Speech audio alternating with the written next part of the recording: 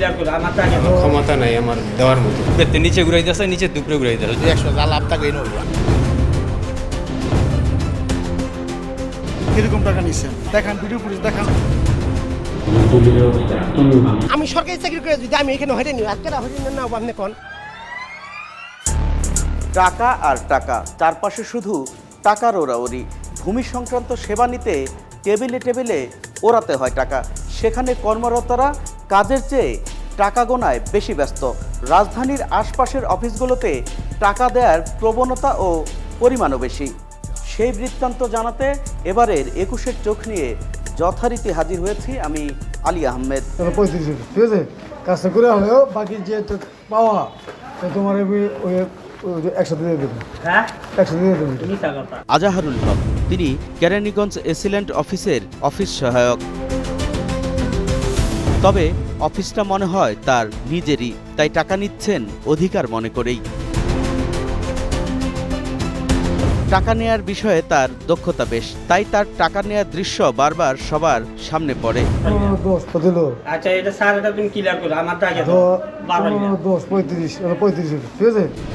সাইদুল ইসলাম এই অফিসের কেউ নন, তবে টাকা নিতে ছাড় দেন না তিনি। গুনে গুনে বুঝে নেন সব টাকা, তাও এসিল্যান্ড অফিসের চেয়ার টেবিল ব্যবহার করেই। তার ভাই জাহিদের এই ভিডিও চিত্র দেখলেই বোঝা যায় কতটা সহজেই আদায় করছেন টাকা। আর হাবভাব দেখে মনে হচ্ছে পাওনা টাকা আদায় করছেন তিনি। আমার কাছে লাগবো না দিলে না বুঝেন না, এটা আমার 6000 পাশে 11,000 বসে পেকেন দুটো মিলে 11,000 দিছে। ঠিক আছে, কোনটা লিখে দেখেন।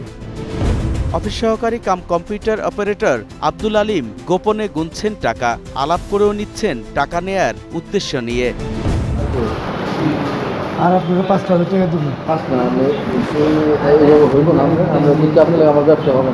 জমির আপোষনামার জন্য কাজ করবেন, তাই টাকা নেয়ার ক্ষেত্রে কোনো আপোষ করছেন না এই ব্যক্তি। আপনার সাথে আমার ব্যবসা জীবনও হবে না।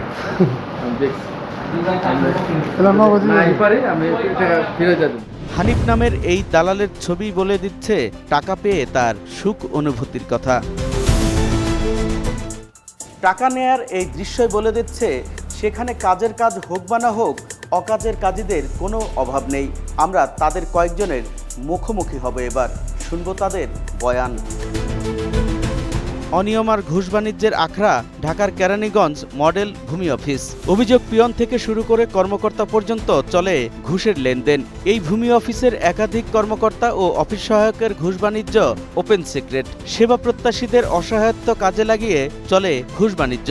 এর মধ্যে নামজারি, নাম সংশোধনীতে লেনদেন হয় 15,000 টাকা পর্যন্ত, কোনো কোনো ক্ষেত্রে লেনদেন হয় লাখ টাকাও। সব থেকে সাধারণ জনগণ হচ্ছে এখানে ভুক্তভোগী হচ্ছে। ফ্রন্ট ডেস্ক থেকে শুরু করে মানে প্রত্যেক স্তরে স্তরে সাজানো আছে। কানুনগো সার্ভেয়ার প্রত্যেকটা তারা আলাদা করে দালাল পাল্টাছে। টাকাই সবকিছু, টাকাই ন্যায় রে অন্যায় রে ন্যায়, টাকার মাধ্যমেই টাকা দিয়ে সবকিছু করতেছে তারা। সেবা নিতে আসা লোকজন কেউ ক্যামেরার সামনে কথা বলতে চান না, কারণ এতে তার ফাইল আটকে যাবে। এসিল্যান্ডে এবং কানুনে দুটাতে আমরা কোনো টাকা ছাড়া রিপোর্ট পাই না, এবং আমাদের টাকা না দিলে দীর্ঘ সময় ঘুরতে হয়। আমি যেমন একটা মিসকেস করানো আছে, এই মিসকেসটা আমি 3 বছর যাবত আমি এটা নিয়ে ঝুলতেছি, এখানে ঘুরতেছি, আমি কোনো নিষ্পত্তি পাচ্ছি না। অনলাইনে সেবা দেওয়ার বিধান থাকলেও প্রতি পদে পদে টাকা দিতে হয় সেবা প্রত্যাশীদের। কখনো কখনো তারা নিজেরা টাকা নেয়ার সময় ঊর্ধ্বতনদের নাম ভাঙিয়ে বাড়ায় টাকার পরিমাণ। গরিব দুঃখী মানুষ, সে ছোট্ট একটা জায়গা কিনছে, মনে করেন নামজারি করবে, নানান পদে অ্যাবাস্টেক থেকে শুরু করে আপনার নামজারির জন্য আলাদা করে তাকে টাকা দিতে হচ্ছে 15-20 হাজার টাকা, এবং একটা সার্ভেয়ার বা কানুনগো একটা প্রতিবেদনের জন্য তাকে আলাদা করে 15-10 হাজার থেকে শুরু করে 15,000 করে টাকা দিতে হচ্ছে। শতাধিক মামলা পরিচালনাকারী এই আইনজীবী জানান, মানুষ তার কাছে প্রতিকার চাইতে আসলেও ভূমি অফিসের দৌরাত্ম্যে অসহায় হয়ে পড়েছেন তিনি। গরিবের কোনো দাম নেই, টাকা হইলে এখানে সেবা মিলবে, টাকা না হইলে সেবা মিলবে না। কানুন গরমে 4-5 জন দালাল আছে, ওনারা টাকা পয়সা তুলেন, কানুনগঞ্জ নিজেও টাকা নেন। ভিডিও চিত্রে যাদের দেখা যাচ্ছে তাদের মুখোমুখি হতে চাই এখন। তাদের একজন অফিস সহকারী আজহারুল ইসলাম। কিছুদিন আগে অন্যত্র বদলি হলেও সম্প্রতি আবার এসেছেন এই অফিসে, এসেই গড়েছেন ঘুষ বাণিজ্যের সিন্ডিকেট। পরিচয় না দিয়ে তাকে কাছে ডেকে জানতে চাই ঘুষ বাণিজ্যের বিষয়ে। তিনি প্রথমে অস্বীকার করেন। ভিডিও দিছে টাকার, এই বিষয়টা কি ছিল বলেন তো? এটা আপনি মনে হয় জানেন, চিনেন। এটা শাহিন ভাই আসছিল। শাহিন আমি চিনেন, আপনি চিনেন না? কোন শাহিন? এই যে শাক্তা ইউনিয়নের আপনাকে মানবাধিকারের সভাপতি সাহেব। মানবাধিকার আসছে প্রায়, যাক আমাকে সভাপতি সাহেব আসছে, প্লাস 24 আসছে, 27 আসছে, 71 আসছে। তো এটার ক্ষেত্রটা হচ্ছে যে আমি যখন বেতন করতেছি আমাদের এইখানকারই আমার বেতন লইয়া লাগছে, সোজা কথা যেটার লোকেই লাগছে, তখন আমি আসছিলাম ওই অফিসে। ওই যে এখন তারা আবার এটা অ্যাড করছে, তখন আমি ছিলাম কিন্তু দক্ষিণ কেরানীগঞ্জে। পরে জানান ভাগাভাগিতে সমস্যা হওয়ায় তার শত্রুপক্ষ তাকে নিয়ে ষড়যন্ত্র করছেন। আমার এটা যে এই দক্ষিণের তাও বেতন লইয়া বস, হিসাব বুঝছেন, যে কোনো কারণেই হোক। হ্যাঁ, একটা আমি এই বিতর্কের কারণে আমারই এক কলিক আছি, ওরেলে মানে ঘটনাটা শেষ মতো আতাতি মারামারি নিতে গিয়ে দুইটা ভিডিও দেখলাম, একটা হলো পুরোনো, আপনি দেখবেন একই সাইজ। না দুইটা আমি জানি, আমার দেখাইছো। না ধরেন ভিডিওর একটা জায়গায় যেমন বলতেছিলেন আপনি যে স্যারেরটা পরে দেন আমারটা দেন, এইটা কি ছিল? এইটাই তার সাথে লাগানোর উদ্দেশ্য এইটাই। যখন আমারে বলছিল যে তুমি দিয়া যাইবা, আমি কইছি তোরে দিমু, যে কোনো মানে প্রসঙ্গটা মানে ওর আর আমার মাঝখানে। এরপর কইছে যে আমরা কেরানীগঞ্জ ফলা দেখিয়া দিব, দেখ আমারে দেখিয়া মানে তারে ভাগ দেন নাই দেখে। যেটাই হোক। এবার পায় দলিল লেখক সাইদুল ইসলামকে। তিনি অবশ্য এসবকে পাত্তা দিতে চান না। আপনি এখানে কোনো পোস্টে চাকরি করেন? না আমি তো দলিল একটা ভিডিও আপনার একজন দিচ্ছিল আমাদের, হ্যাঁ, বিষয়টা কি বলেন? ওরা একজন বোঝেন না, ওই যখন ভাই যদি একটা ছবি উঠায় তো উঠাইতেই পারে। ওটা খায় আমাকে না, আরো দু একজনের ছবি ও দিছে। না বুঝতে পারছি। একজন করে ষড়যন্ত্র করে গাছ উঠাইছে।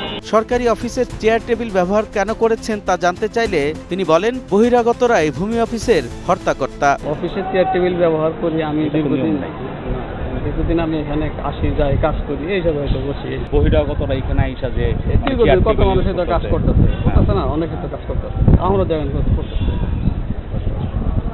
আমি একা শুধু এমন তো না। অফিস সহকারী cum computer operator Abdul Alim সম্প্রতি এ অফিস থেকে বদলি হয়েছেন জেলা প্রশাসক কার্যালয়ে। সেখানে গিয়ে তাকে খোঁজাখুঁজি করে পাওয়া যায় না। তবে তার সহকর্মী একজন জানান দীর্ঘদিন তিনি কর্মস্থলে আসেন না, তাকে ফোনেও পাওয়া যায়নি।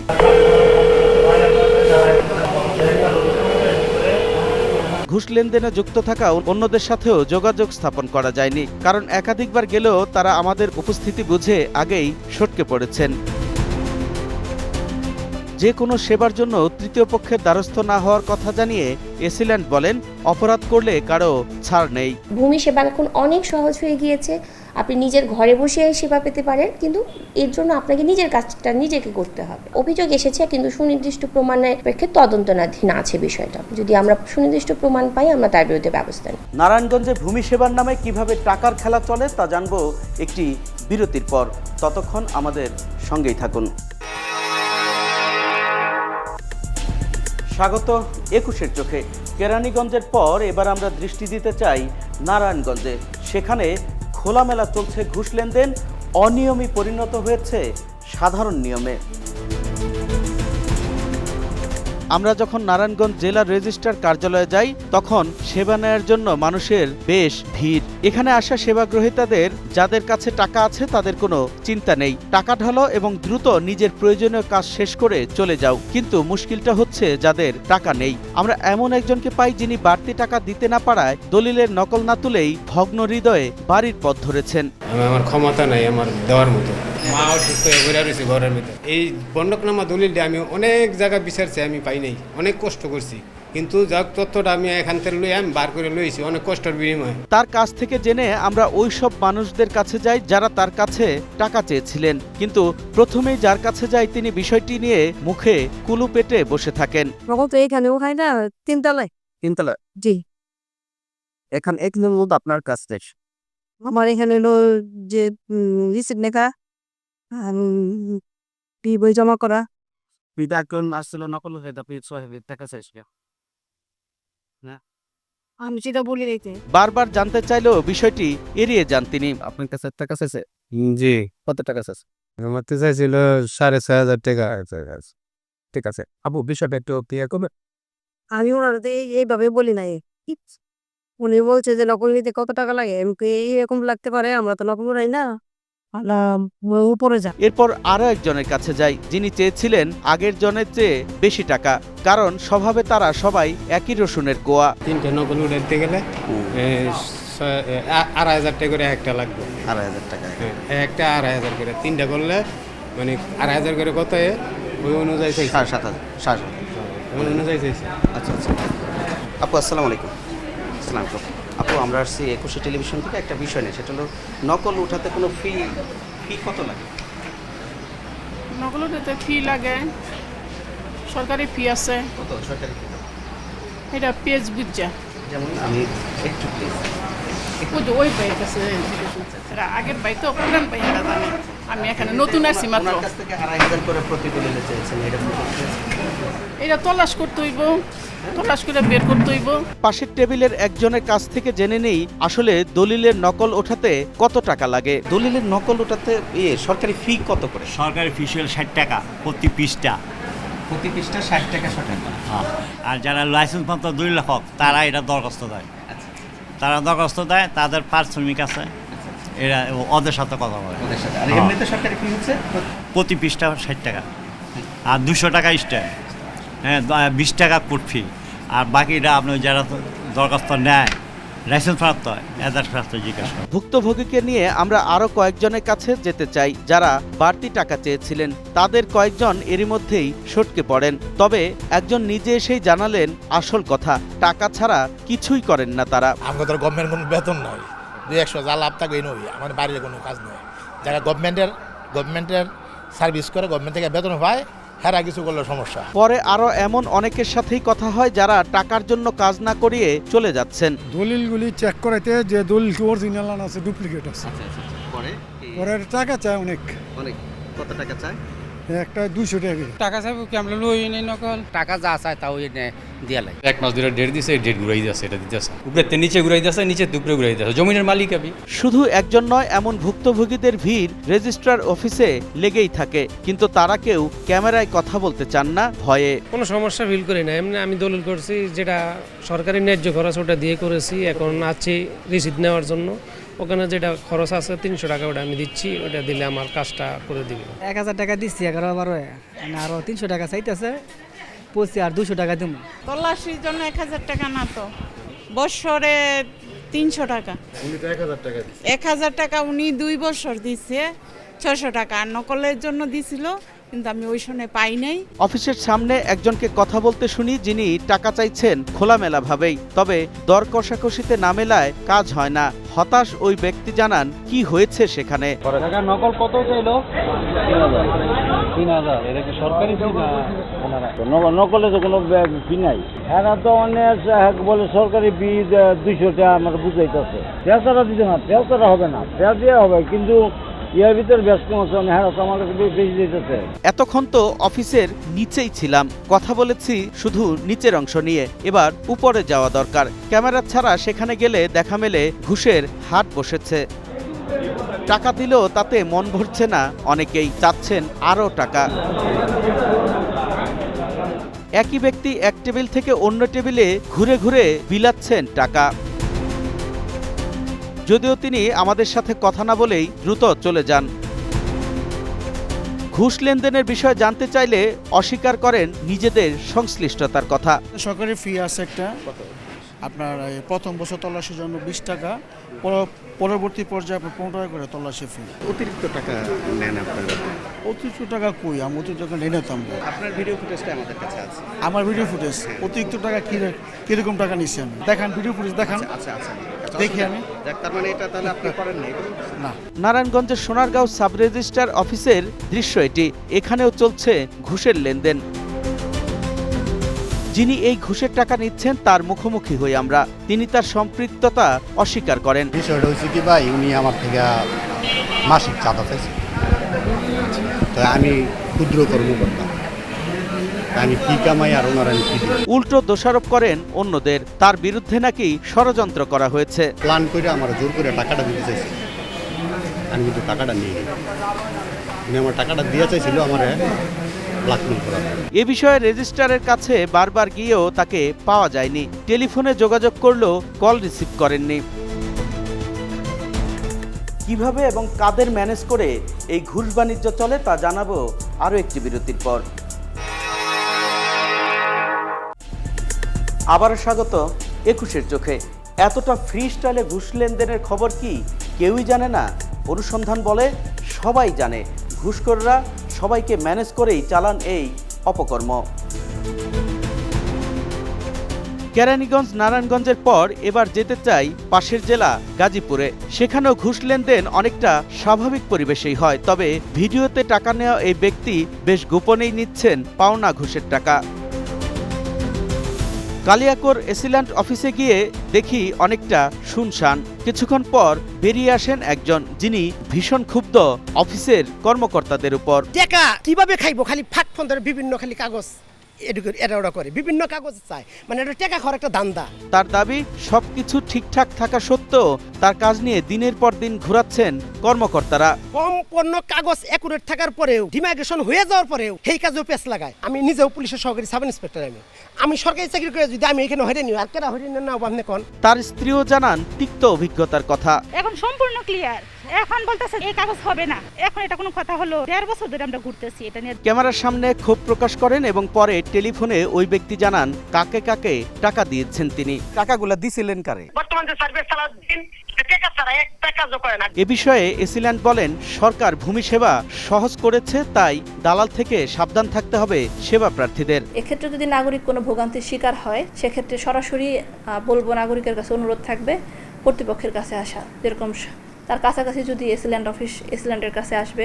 এসিল্যান্ডের দরজা নাগরিকের জন্য সবসময় খোলা। এসিল্যান্ড অফিসের পাশেই সাব রেজিস্ট্রার অফিস, সেখানে একটু ঢু মারতে চাই। ভূমি সেবা নিতে অসুস্থ এই ব্যক্তিকেও হাজির হতে হয়েছে সশরীরে, কারণ জমি সংক্রান্ত বিষয় যেন কোনো ভুল না হয়। কিসের জন্য আসছিলেন? জমি বেচার জন্য, চিকিৎসার জন্য। আশা লাগবে। তবে ভুলভাল কাগজ দিলেও কাজ হয়ে যায় নোটগুলো ঠিক দিলে, আর নোট না দিলে কাগজের ভুলের শেষ থাকে না।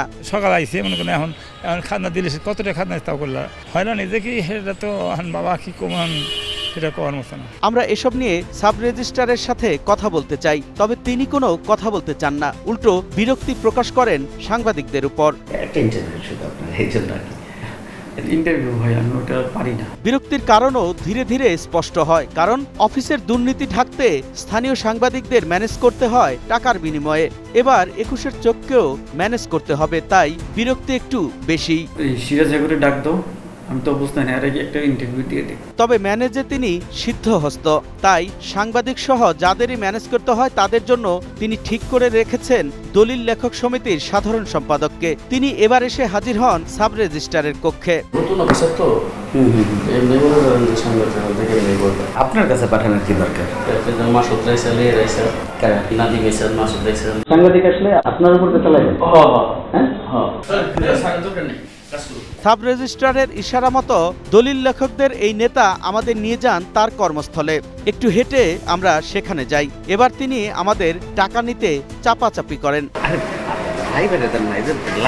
টাকা নিতে না চায় ভাবেন কম হয়েছে, তাই আরো একটু বাড়িয়ে আবার চাপাচাপি।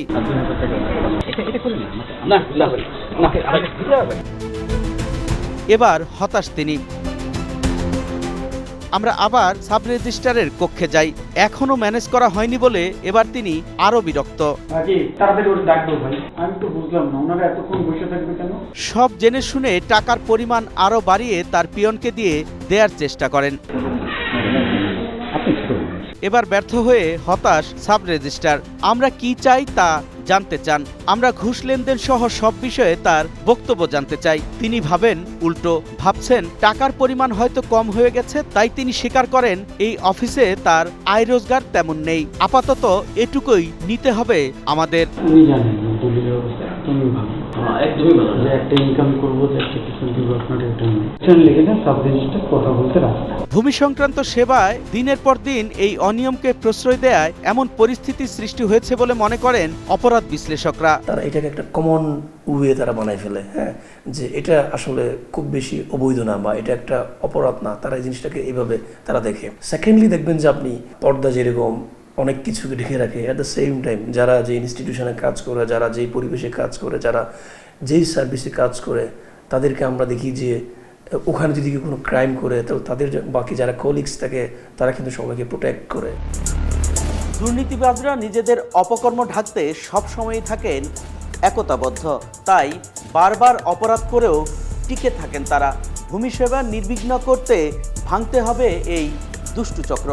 দর্শক, শেষ করব, তবে যাবার আগে আপনাদেরকেও সঙ্গে রাখতে চাই। আপনার কাছে থাকা অনুসন্ধানমূলক তথ্য আমাদের জানান, আমরা তুলে আনব খবরের ভেতরের খবর। লিখতে পারেন এই ঠিকানায়। প্রযোজক 21-এর চোখ, 21 টেলিভিশন, জাহাঙ্গীর টাওয়ার, 10 কারওয়ান বাজার, ঢাকা 1215। হোয়াটসঅ্যাপ করুন, কথা বলুন এবং তথ্য ও ভিডিও শেয়ার করুন 019721212221 এই নম্বরে। দর্শক, সাধারণ চোখে যা দেখা যায় না তা দেখানোই 21-এর চোখের কাজ। চোখ রাখুন 21-এর চোখে।